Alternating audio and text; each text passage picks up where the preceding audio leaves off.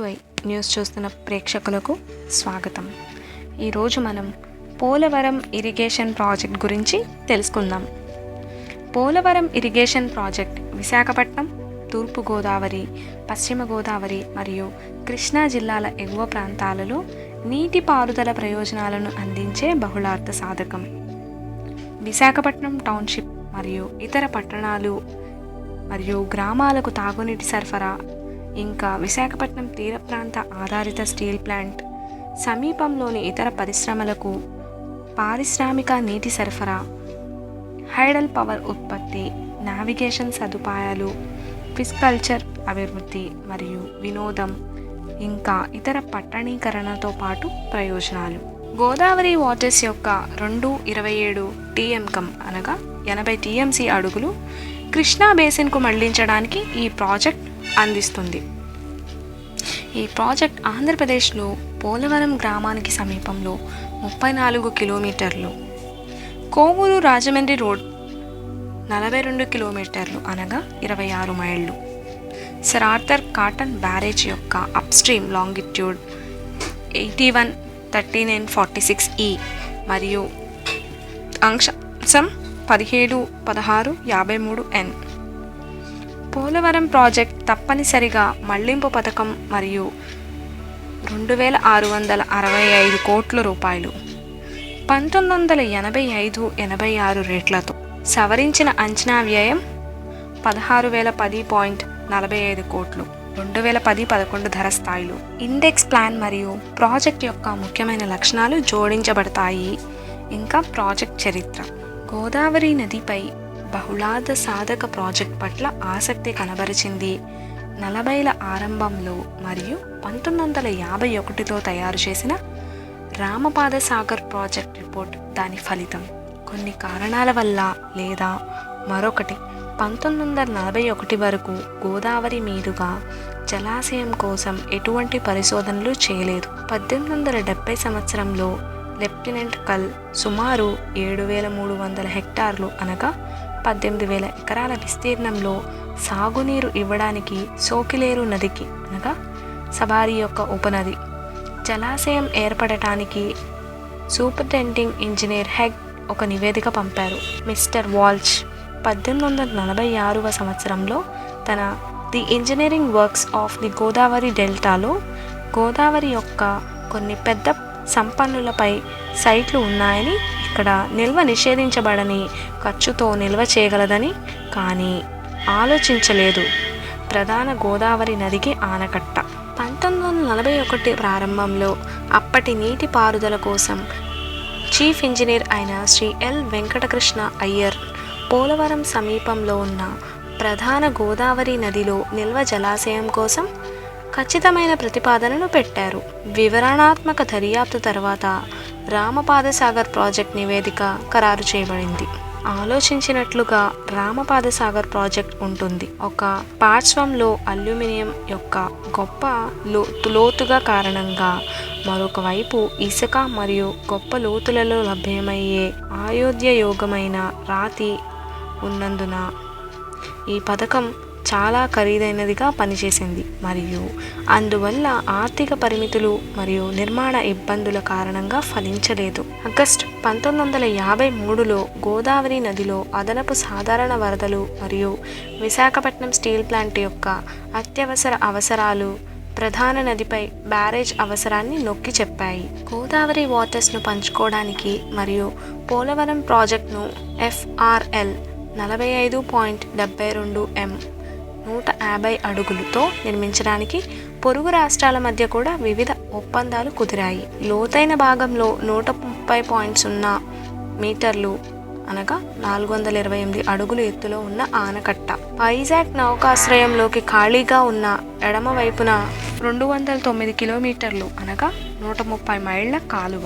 కృష్ణా నది వరకు కుడివైపున 200 కిలోమీటర్లు అనగా 124 మైళ్ళు పొడవు గల కాలువ మరియు జలచరం దాటిన తర్వాత గుండ్లకమ్మ నది వరకు మరో 143 కిలోమీటర్లు అనగా 89 మైళ్ళ పొడవు 150 మెగావాట్స్ సంస్థ శక్తిని అభివృద్ధి చేయడానికి ఒక hydro electric power station.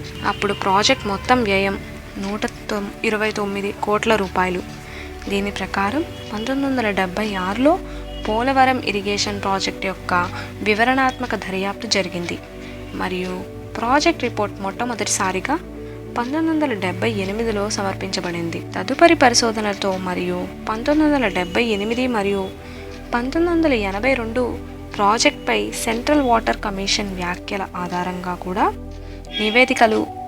Project నివేదిక ఖరారు చేయబడింది.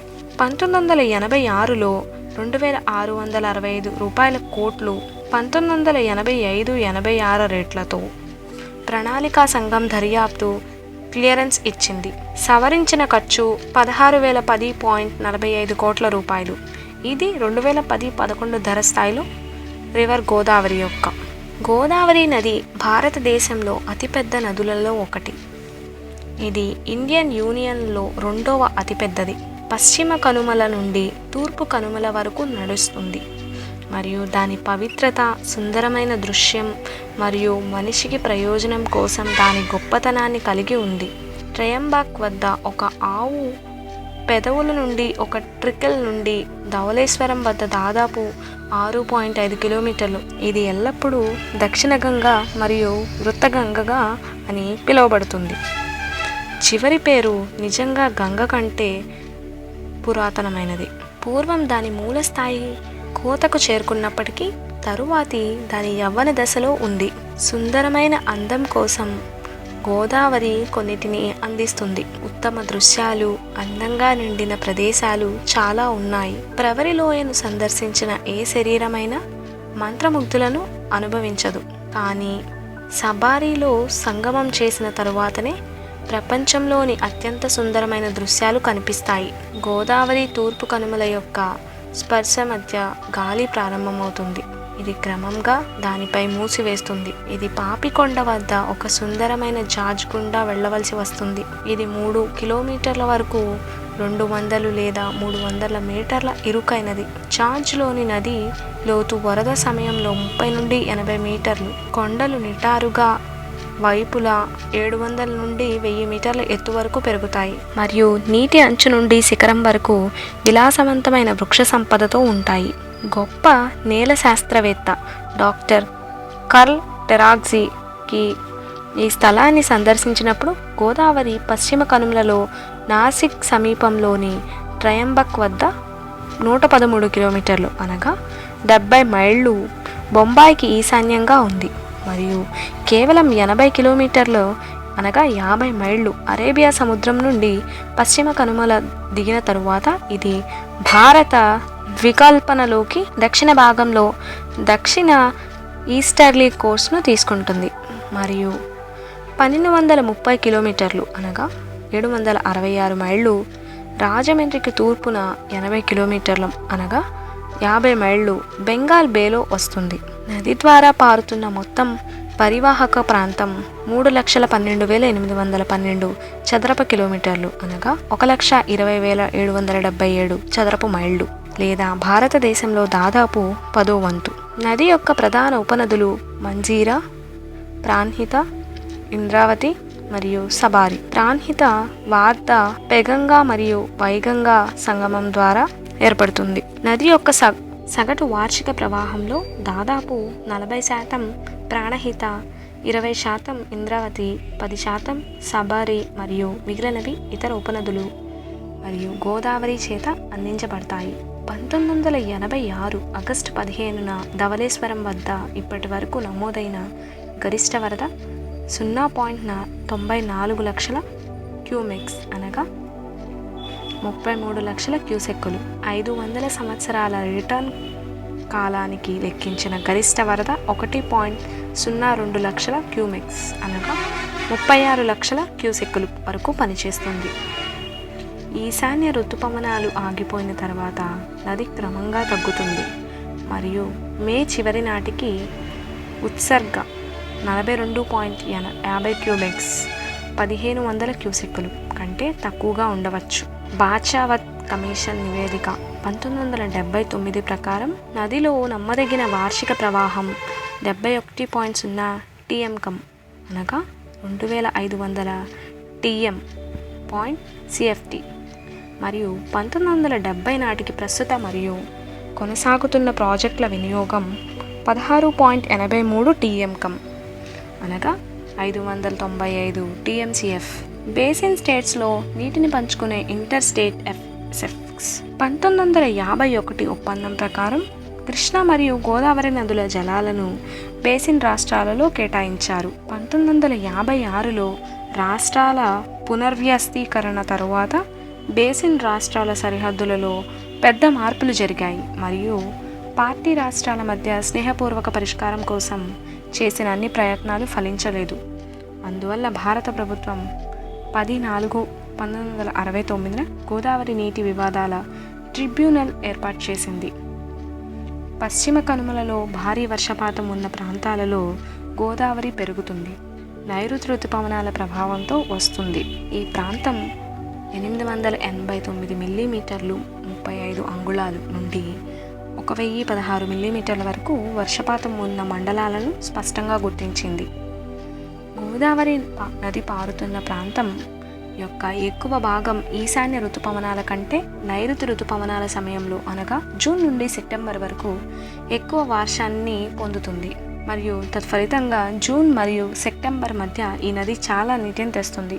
సాధారణంగా జూన్ మధ్యలో బొంబాయిలో ఆగ్నేయ ఋతుపవనాలు ప్రారంభమైన 10 రోజుల తర్వాత ధవళేశ్వరం వద్ద నీటి మట్టం పెరగడం ప్రారంభమవుతుంది మరియు ఇది సెప్టెంబర్ చివరి వరకు దాదాపుగా ఎక్కువగా ఉంటుంది. అక్టోబర్లో అధిక వరదలు చాలా అరుదు. వరద కాలం అక్టోబర్ నాటికి ముగుస్తుంది. ట్రిబ్యునల్ యొక్క తుది ఉత్తర్వు యొక్క క్లాస్ 6 ప్రకారం పోలవరం ప్రాజెక్టును ఎఫ్ఆర్ఎల్ లేదా M.WL ప్లస్ 150 అడుగుల కోసం వీలైనంత త్వరగా సెంట్రల్ వాటర్ కమిషన్ క్లియర్ చేయాలి.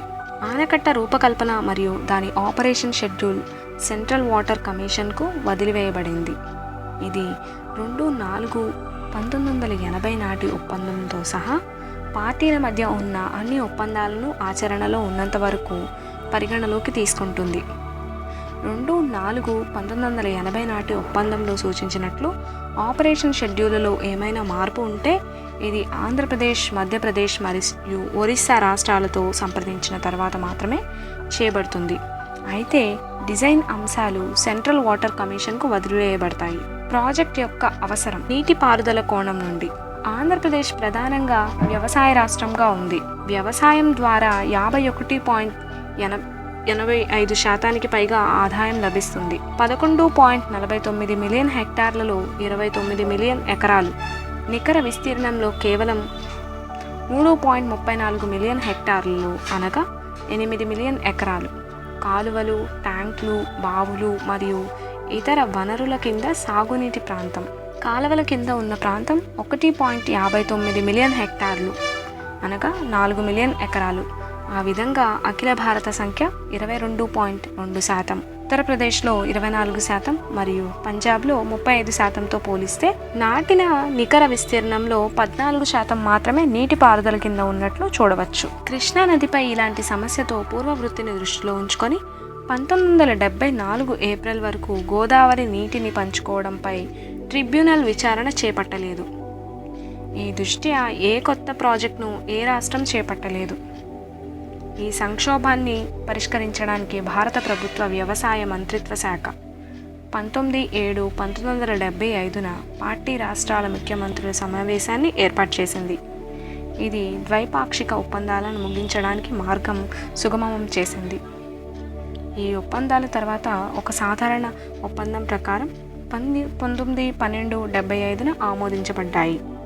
7/7/80 నాటి గోదావరి నీటి వివాదాల ట్రిబ్యునల్ యొక్క తుది తీర్పులో చేర్చబడిన మరిన్ని ఒప్పందాలు కూడా తేల్చబడ్డాయి. ఎడమవైపున ఉన్న తూర్పుగోదావరి మరియు విశాఖపట్నం జిల్లాలలో ఉన్న ఎగువ ప్రాంతాలు మరియు కుడివైపున పశ్చిమ గోదావరి మరియు కృష్ణా జిల్లాల వైభాగంలో ఉన్న గోదావరి నది తప్ప నమ్మదగిన సరఫరా వనరులు లేవు. వర్షాల వైఫల్యం తరచుగా కరువు మరియు బాధ పరిస్థితులకు దారితీస్తుంది. ఈ మార్గాన్ని ప్రవహించే ప్రవాహాలు మెరిసేవి మరియు నమ్మలేనివి. ఈ ప్రవాహాల నుండి నీటిపారుదల ప్రమాదకరమైనది. అందువల్ల ఈ ప్రాంతాల నీటిపారుదలని నమ్మదగిన సరఫరా వనరు నుండి కాపాడటం చాలా అవసరం. పోలవరం ఇరిగేషన్ ప్రాజెక్ట్ ఈ ప్రాంతాల నుండి అనిశ్చిత పరిస్థితులను మరియు వెనుకబాటుతనాన్ని మాత్రమే తొలగించగలదు. శక్తి కోణం. ఆంధ్రప్రదేశ్ భారతదేశంలో 5వ అతిపెద్ద రాష్ట్రం మరియు జనాభాలో 4వది. ముడి పదార్థాలు మరియు మానవ వనరుల సమృద్ధి ద్వారా ఇది విస్తారమైన పారిశ్రామిక సామర్థ్యాలను కలిగి ఉంది. దాని కేంద్ర పరిస్థితి మరియు ముఖ్యమైన పారిశ్రామిక ప్రాంతాలకు, ముఖ్యమైన ఓడరేవులకు మరియు పెద్ద నగరాలకు అందుబాటులో ఉంది. రాష్ట్రం అంచనా వేసిన జల విద్యుత్ సామర్థ్యం సుమారు 3000 మెగావాట్స్ మరియు వినియోగం 1652.9 మెగావాట్స్. మంచి లోతట్టు నీటి మార్గాలు, చాలా మంచి రైల్వే మరియు రోడ్ కమ్యూనికేషన్ వ్యవస్థలు ఉన్నాయి. విశాఖపట్నంలో ఫస్ట్ క్లాస్ హార్బర్ ఉంది. పెద్ద పారిశ్రామికీకరణకు కూడా అన్ని మౌలిక సదుపాయాలు ఉన్నప్పటికీ రాష్ట్రం పారిశ్రామికంగా వెనుకబడి ఉంది. చౌకగా మరియు సమృద్ధిగా విద్యుత్ శక్తి లేకపోవడం ప్రధాన కారణాలలో ఒకటి. విద్యుత్ యొక్క తలసరి వినియోగం 145 యూనిట్లు మాత్రమే. కృష్ణా మరియు గోదావరి డెల్టాలలోని నీటిపారుదల వనరుల పరిధిలో సుమారు 0.9 మిలియన్ హెక్టార్లు అనగా 2.20 మిలియన్ ఎకరాలు ఉంది. కృష్ణా నదిపై ఉన్న నాగార్జున సాగర్ ప్రాజెక్ట్ నల్గొండ, గుంటూరు మరియు ప్రకాశం జిల్లాలలో సుమారు 0.8 మిలియన్ హెక్టార్లు అనగా 2 మిలియన్ ఎకరాల భూమిని అందిస్తుందని భావిస్తున్నారు. దశ 2 పూర్తయిన తర్వాత గోదావరి నదిపై ఉన్న శ్రీరామ్ సాగర్ పోచంపాడు ప్రాజెక్ట్ నిజామాబాద్, ఆదిలాబాద్, కరీంనగర్, ఖమ్మం మరియు వరంగల్ జిల్లాలలో 0.7 మిలియన్ హెక్టార్లు అనగా 1.7 మిలియన్ ఎకరాల విస్తీర్ణంలో ఉపయోగపడుతుంది. గ్రామీణ విద్యుదీకరణ విషయంలో కూడా రాష్ట్రం దాని పొరుగు రాష్ట్రాల కంటే వెనుకబడి ఉంది. మొత్తం 27,379 గ్రామాలలో 24,782 గ్రామాలకు విద్యుత్ సరఫరా ఉంది. పైన పేర్కొన్న గణాంకాలు వనరులను పూర్తిగా ఉపయోగించుకునే విషయంలో రాష్ట్ర వెనుకబాటుతనాన్ని స్పష్టంగా సూచిస్తాయి. పోలవరం ఇరిగేషన్ ప్రాజెక్ట్ ద్వారా ఋతుపవనాల సమయంలో 960 మెగావాట్స్ కాలానుగుణ శక్తి మరియు 80 మెగావాట్స్ ఫర్మ్ పవర్ ఉత్పత్తి చేయవచ్చు. నీటి సరఫరా కోణం. పోర్ట్ సిటీ ఆఫ్ విశాఖపట్నం మరియు దాని పారిశ్రామిక సముదాయం, స్టీల్ ప్లాంట్ మరియు ఇతర సహాయక పరిశ్రమలు సమీపంలో ఏర్పాటు చేయాలని ప్రతిపాదించబడ్డాయి. ప్రస్తుతం ఉన్న బాహ్య నౌకాశ్రయం, నావల్ కాంప్లెక్స్, షిప్యార్డ్, రిఫైనరీ మొదలైన వాటికి సమృద్ధిగా మరియు నిరంతరాయంగా నీటి సరఫరా అవసరం. వైజాగ్, తూర్పుగోదావరి, పశ్చిమ గోదావరి, కృష్ణా ప్రాంతాల ప్రజలు వేసవి సెలవుల్లో త్రాగునీరు కావాలని బాధపడుతున్నారు. పోలవరం ఇరిగేషన్ ప్రాజెక్ట్ అవసరాన్ని తీర్చగలదు మరియు హామీ నీటి సరఫరాను అందిస్తుంది. వరద నియంత్రణ. గోదావరిలో వరదలు నిలబడి ఉన్న పంటలకు నష్టం కలిగిస్తున్నాయి మరియు మైదానాలలో అనేక కోట్ల విలువైన ఆస్తి మరియు పశువుల నష్టాన్ని కలిగిస్తున్నాయి. 1953, 1959 వరదలు మరియు ఇటీవల 1956లో వచ్చిన వరదలు గోదావరి జిల్లాలలో తీవ్ర నాశనానికి కారణమయ్యాయి. ఇప్పటి వరకు వరద ప్రమాదాలను తగ్గించడానికి శాశ్వత చర్యలు తీసుకోలేదు. పోలవరం ఇరిగేషన్ ప్రాజెక్ట్ ద్వారా నదిని మచ్చిక చేసుకోవచ్చు. నది పోలవరం దాటి విమానాలలోకి ప్రవేశించే ముందు ప్రవాహాలను నియంత్రించవచ్చు మరియు పునరావృతమయ్యే వరద నాశనాన్ని తగ్గించవచ్చు. నావిగేషన్. ప్రస్తుతం అటవీ ఉత్పత్తి ముందరి తీరం యొక్క ఎగువ ప్రాంతాలలో బొగ్గుతో సహా వివిధ ఖనిజాలు మరియు ఆహార ధాన్యాలు రైల్వేల ద్వారా, రహదారి ద్వారా, సర్క్యూట్ మార్గం ద్వారా రవాణా చేయబడతాయి. తగినంత లోతు ప్రవాహం కారణంగా లీన్ నెలల్లో నది నావిగేషన్ సాధ్యం కాదు. పోలవరం ప్రాజెక్ట్ ముందు తీర సరస్సు మరియు నావిగేషన్ కోసం రూపొందించిన ఎడమ కాల్వ ఏర్పాటు దృష్ట్యా అటవీ ఉత్పత్తుల మరియు ఆహార ధాన్యాలను మార్కెటింగ్ కేంద్రాలకు మరియు వివిధ ఖనిజాలు మరియు బొగ్గును పారిశ్రామికులకు చౌకగా మరియు త్వరగా రవాణా చేయడానికి వీలు కల్పిస్తుంది. పోలవరం ఇరిగేషన్ ప్రాజెక్ట్ తప్పనిసరిగా మళ్లింపు పని. ఇది అప్ స్ట్రీమ్ ఆనకట్టల నుండి విడుదలతో సహా నదీ ప్రవాహాన్ని తీస్తుంది మరియు మళ్లిస్తుంది. 45.72 m అనగా 150 అడుగులు యొక్క FRL మరియు కనిష్ట డ్రాడౌన్ స్థాయి 41.17 m అనగా 135 అడుగులు మధ్య అందించబడిన 2136 మిలియన్ క్యూసెక్స్ అనగా 75.20 TMCలు యొక్క ప్రత్యక్ష నిల్వ సామర్థ్యం కూడా ఉంది. ఆనకట్ట ఏర్పడిన రిజర్వాయర్ 637 చదరపు విస్తీర్ణంలో మునిగిపోతుంది. అందులో 601 చదరపు కిలోమీటర్లు అనగా 231.8 చదరపు మైళ్ళు ఆంధ్రప్రదేశ్లో ఉంది. 24 చదరపు కిలోమీటర్లు అనగా 9.20 చదరపు మైళ్ళు మధ్యప్రదేశ్ మరియు 12 చదరపు కిలోమీటర్లు అనగా 4.60 చదరపు మైళ్ళు ఒరిస్సాలో ఉంది. రిజర్వాయర్ కింద ఆంధ్రప్రదేశ్లో మొత్తం 222 రెవెన్యూ గ్రామాలు మునిగిపోతాయి. ఛత్తీస్గఢ్లోని 10 గ్రామాలు, ఒడిశాలోని 7 గ్రామాలు వరద బ్యాంకులు రక్షిస్తున్నాయి. ప్రస్తుత పోలవరం ఇరిగేషన్ ప్రాజెక్ట్ రంపదాసగట్ ప్రాజెక్ట్ యొక్క సవరించిన ప్రతిపాదన.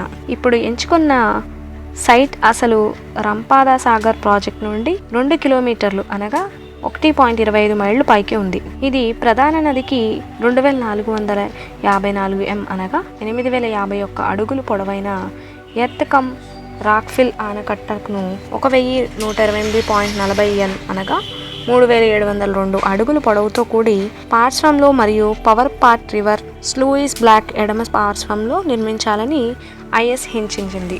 వీటి వివరాలు జోడించబడ్డాయి. 2 చెట్లతో కూడిన కాల్వలను నిర్మించాలని ఈ ప్రాజెక్టు సూచించింది. ఒకటి ఎడమవైపు మరియు మరొకటి కుడివైపు. ఎడమ కాల్వ 181.5 కిలోమీటర్లు పొడవు తూర్పు గోదావరి మరియు విశాఖపట్నం జిల్లాల ఎగువ ప్రాంతాలలో 1.52 లక్షల హెక్టార్లకు అనగా 4.0 లక్షల ఎకరాలు సాగునీరు ఇవ్వగలదు. అంతేకాకుండా విశాఖపట్నం మరియు ఇతర పట్టణాలు మరియు గ్రామాల పట్టణానికి నీటి సరఫరాను అందిస్తుంది. సమీపంలోని పరిశ్రమలకు ఎడమ కాలువలో నావిగేషన్ సౌకర్యం ఉంది. పోలవరం ఇరిగేషన్ ప్రాజెక్ట్ పూర్తయిన తర్వాత ఈ క్రింది ప్రయోజనాలు అర్హించబడ్డాయి. వ్యవసాయ ఉత్పత్తిని సంవత్సరానికి 109 లక్షల మెట్రిక్ టన్నులు పెంచారు. 960 మెగావాట్ల విద్యుత్ ఉత్పత్తి పెరిగింది. విశాఖపట్నం నగరానికి నీటి సరఫరాకు హామీ మరియు పరిసరాల్లోని గ్రామాలకు స్టీల్ ప్లాంట్ మరియు ఇతర పరిశ్రమలను చుట్టుముట్టు నుండి కుడి కాలువ పొడవు 174 కిలోమీటర్లు అనగా 110.5 మైళ్ళు మరియు పశ్చిమ గోదావరి మరియు కృష్ణా జిల్లాల అప్లాండ్ ప్రాంతాలలో 1.29 లక్షల హెక్టార్లకు అనగా 3.19 లక్షల ఎకరాలకు నీటి పారుదలని అందిస్తుంది మరియు 2.27 టీఎంకం మళ్లింపును కూడా అనుమతిస్తుంది. విజయవాడ వద్ద కృష్ణా నదికి నీటి లాగింగ్ సమస్యను నియంత్రించడానికి నది నీటితో పాటు భూగర్భ జలాలను కలిపి ఉపయోగించడం కోసం ప్రాజెక్ట్ యొక్క కమాండ్ ఏరియాలో 7000 నోస్ ట్యూబ్ బావులను ప్రతిపాదించబడ్డాయి. 80 మెగావాట్ల సంస్థ ఉత్పత్తిలో కాలానుగుణ శక్తి యొక్క 960 మెగావాట్స్ కూడా ప్రతిపాదించబడింది. 2.27 టీఎంకం అనగా 80 టీఎంసీలు గోదావరి వాటర్స్. కృష్ణా నది ఖనిజ మరియు అటవీ ఉత్పత్తుల మరియు ఇతర వ్యవసాయ మరియు పారిశ్రామిక ఉత్పత్తుల కోసం లోతట్టు నీటి రవాణా, వినోద సౌకర్యాలు మరియు ఫిష్ కల్చర్ మొదలైన మరియు పట్టణీకరణను అందిస్తుంది. మేము వచ్చే జూన్ నాటికి పిల్వే నుండి నీటిని విడుదల చేయవచ్చు మరియు మళ్లించగలము మరియు మొత్తం ప్రాజెక్ట్ డిసెంబర్ 2021 నాటికి పూర్తవుతుంది. వర్షాకాలం తర్వాత మేము క్రస్ట్ గేట్లను నిర్మించడం ప్రారంభిస్తాము. నవంబర్ నాటికి చెప్పండి అని సతీష్ బాబు చెప్పారు. నిర్మాణ స్థలంలో అప్స్ట్రీమ్ నుండి వచ్చే వరద నీరు పెద్ద సవాల్గా ఉంది. అయితే అధిక సామర్థ్యం గల మోటార్లు ఉపయోగించి నీటిని బయటకు పంపించడం ద్వారా కంపెనీ దీనిని అధిగమించగలదని ఆయన అన్నారు. కోవిడ్-19 వ్యాప్తి నేపథ్యంలో ఆయా ప్రాంతాలకు బయలుదేరిన వలస కార్మికులకు సంబంధించిన సమస్యలు పరిష్కరించబడినట్లు కంపెనీ వర్గాలు తెలిపాయి. గత కొన్ని రోజుల నుండి ప్రతిరోజు కార్మికులు ప్రాజెక్ట్ సైట్ వద్ద బస్సుల ద్వారా వస్తున్నారు అని వర్గాలు తెలిపాయి. ప్రస్తుతం ఆనకట్ట స్థలంలో సుమారు 2550 మంది కార్మికులు ఉన్నారు. మరో 500 మంది తమ మార్గంలో ఉన్నారు. వారు త్వరలోనే సైట్కు చేరుకుంటారు. మాకు కార్మికులతో ఎటువంటి సమస్యలు లేవు. ఈ ప్రాజెక్ట్ పనులు జోరందుకున్నాయి అని సతీష్ బాబు అన్నారు. యాదృచ్ఛికంగా ముఖ్యమంత్రి వైఎస్ జగన్మోహన్ రెడ్డి జూన్ 25న ఈ ప్రాజెక్టుకు పురోగతిని సమీక్షించి మరియు డిసెంబర్ 2021ని పూర్తి చేయడానికి గడువు నిర్ణయించారు. పశ్చిమ గోదావరి జిల్లాలలో ఈ ప్రాజెక్టును రాష్ట్రానికి జీవనాధారంగా చూస్తున్నారు. ఎందుకంటే ఇది 2.91 హెక్టార్ల వ్యవసాయ భూములకు సాగునీరు ఇచ్చి 960 మెగావాట్ల విద్యుత్ ఉత్పత్తిని అందిస్తుంది. అంతేకాకుండా ఇది పరిశ్రమ పర్యావరణ వ్యవస్థను ప్రోత్సహించడంలో సహాయపడుతుంది. ప్రారంభంలో 1946-47లో ఉద్భవించిన ఈ ప్రాజెక్ట్ అనేక తిరుగుబాట్లను చూసింది. రాష్ట్రం యొక్క కొంత పురోగతిని పోస్ట్ విభజన జరిగింది. ఇప్పుడు వచ్చే ఏడాది నాటికి ఇది పూర్తవుతుందని భావిస్తున్నారు. ఫ్రెండ్స్, ఈ వీడియో మీకు నచ్చినట్లయితే మా ఛానల్ను సబ్స్క్రైబ్ చేయండి, షేర్ చేయండి, లైక్ చేయండి. మీ I2I న్యూస్.